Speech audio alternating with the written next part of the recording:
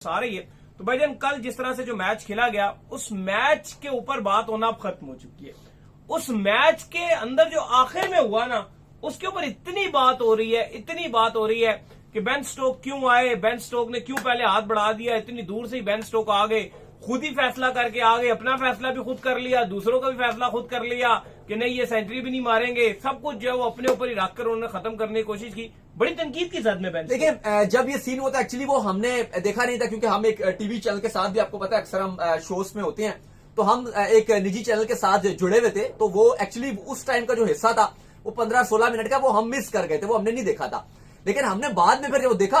लेकिन हम खुद उस बात में मैं और अली बात कर रहे थे कि यार स्टोक्स को इतना हम बड़ी तारीफ करते हैं, कैरेक्टर है वो, ये स्टोक्स को हम इतना मानते हैं कि इतना बड़ा और शानदार खिलाड़ी है, उसने जिस तरह की वो हरकत की वो बड़ी एक अजीबोगरीब थी। अब आप देखो उसका एक रीजन क्या था। अब वो तो चलो हो गया, उस पर हमने भी कल बात की, बहुत ज्यादा बात की, हर जगह हो रही है। अभी हम रिजवान हैदर साहब के साथ जो वो जुड़े हुए थे, रिजवान भाई के साथ, वहां भी हम यही बात कर रहे थे। लेकिन अली साहब जो एक इंपॉर्टेंट चीज है कि जो इंग्लिश मीडिया है वो स्टोक्स को बड़ा रगड़ रही है, क्रिटिसाइज कर रही है, और ये चीज स्टोक्स को पता था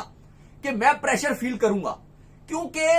उस इंडियन टीम से आप हार रहे हो जो बगैर विराट कोहली के है, बगैर रोहित शर्मा के है, बगैर अश्विन के है, विदाउट अजिंक्य रहाणे है, विदाउट पुजारा है। ये जो मैंने आपको 5 बताए हैं ना, ये 5 इंडिया के टेस्ट के पिछले 10 साल अगर आप उठाते हो तो ये अहम रुकन थे इंडियन क्रिकेट के। पहली सीरीज है कि विराट और रोहित और अश्विन इससे चले गए, और एक 1.5 साल हुआ होगा, 1.5-2 साल के आपके पुजारा और रहाणे भी इस टीम के साथ नहीं है। तो आप देखो इंडिया रीबिल्डिंग फेज में है, और आप उस टीम से जिसका नया कप्तान है उसको पहली बार आपने कप्तानी दी है, फिर नए लड़कों को मौका मिल रहा है, बहुत सारे बॉलर कभी कंबोज खेल रहे हैं, कभी आकाशदीप खेल रहे हैं, या कभी आप किसी और यंगस्टर की तरफ जा रहे हो, बैट्समैन में कभी करुण नायर खेल रहे हैं, कभी साई सुदर्शन खेल रहे हैं, जायसवाल को भी आप यंगस्टर की ही कैटेगरी में लेते हो। तो अगर आप देखो इंडिया के पास सारे यंगस्टर्स वाली टीम है, और इंग्लैंड जो अपनी होम कंडीशन में खेल रही है, स्टोक सीजनल कप्तान है जिन्होंने बड़ी बड़ी बातें की हुई हैं कि मैं ड्रॉ नहीं करूंगा, हार को तरजीह दूंगा, high profile Brendon McCullum coach हैं, बेसबॉल टर्म ऑर्गेनाइज एक आपको रिकॉग्नाइज करवाई गई कि भाई एक नई टर्म है। मतलब इंग्लैंड ने बहुत कुछ करके दिखाया है, रूट जैसा खिलाड़ी उनके पास मौजूद है। जो कहा जाता है कि सचिन तेंदुलकर का रिकॉर्ड तोड़ने के करीब है, वो अलग बात है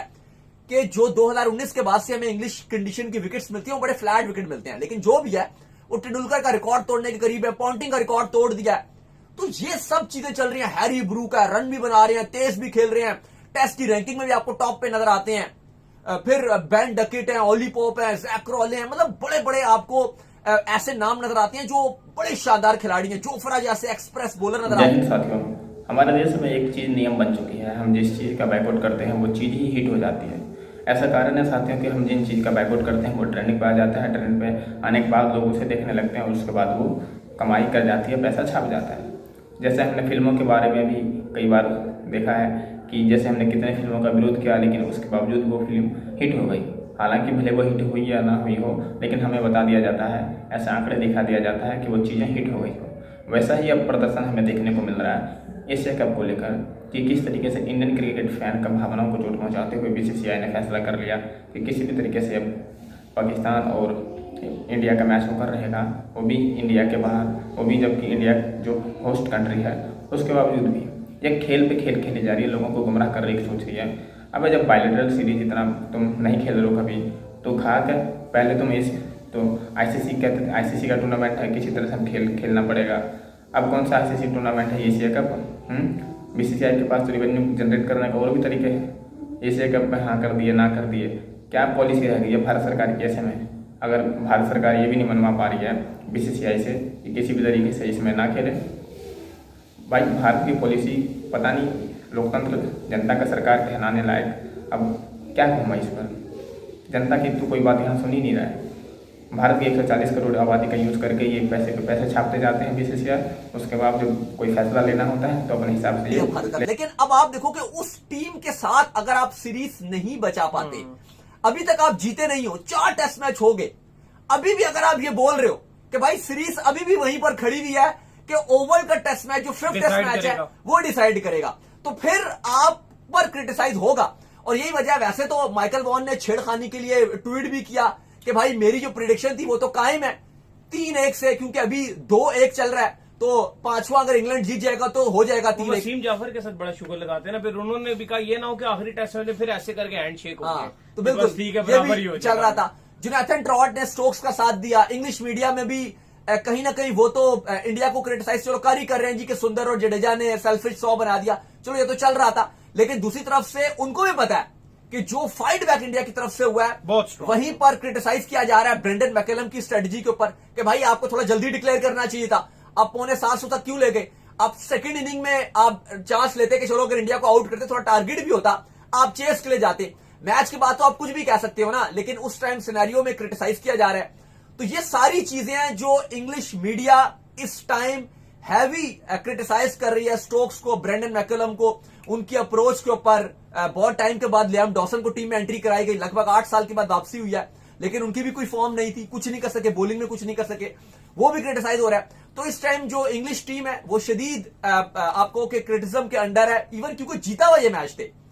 अब मैं तो ये चाह रहा हूं ओवल में, क्योंकि ऋषभ पंत की भी अब है कि वो भी बाहर हो चुके हैं, अब क्या इंडिया बॉलिंग में कुलदीप को डालेगा, क्योंकि ये एक बड़ा अच्छा ऑप्शन हो सकता है, क्योंकि नजर आ रहा है कि ओवल में भी जो विकेट बनेगा वो फ्लैट विकेट बनाया मुझे जाएगा। समझ नहीं आ रहा होता सीरियस नोट कि आप इंग्लैंड के अंदर जो फ्लैट विकेट्स है इसके अंदर से आप क्यों नहीं निकलते। मतलब इंग्लैंड जब इतनी मुश्किल विकेट्स बनाता है, इतना टफ करता है, पूरी सीरीज में इंग्लैंड ने किस तरह की फ्लैट विकेटें बनाई है, ये मेरी समझ 2019 के बाद से देखो तो इंग्लैंड ज्यादातर अपने मैचेस में इतनी चलो फ्लैट विकेट्स नहीं होते, लेकिन वो फ्लैट विकेट्स बना रहा होता है, यार 700 रन बन रहे क्योंकि इंग्लैंड की में बॉलिंग तो ये हिस्ट्री नहीं है। क्योंकि इंग्लैंड को लगता है कि उनकी बैटिंग इस तरह की है, थोड़ी मजबूत भी है, और उनको लगता है कि वो थोड़ा तेज खेलेंगे, बैस बॉल के लिए जाएंगे, वो मुश्किल विकेट पे नहीं अपनाई जा सकती स्ट्रैटेजी। बॉलिंग तो है उनके पास, पूरी वुड भी है, जोफ्रा आर्चर भी है, सब कुछ उनके पास है, लेकिन उनको पता है कि इंडिया के पास भी बुमराह जैसे बॉलर हैं, अगर वो मुश्किल विकेट बनाएंगे तो इंग्लिश जो बैटिंग लाइनअप है वो भी लड़खड़ा जाएगी। मैं चाहता हूं इस बार मुश्किल विकेट बने जो आपका 5वां मैच। नहीं, वो मुश्किल विकेट बनेगा तो फिर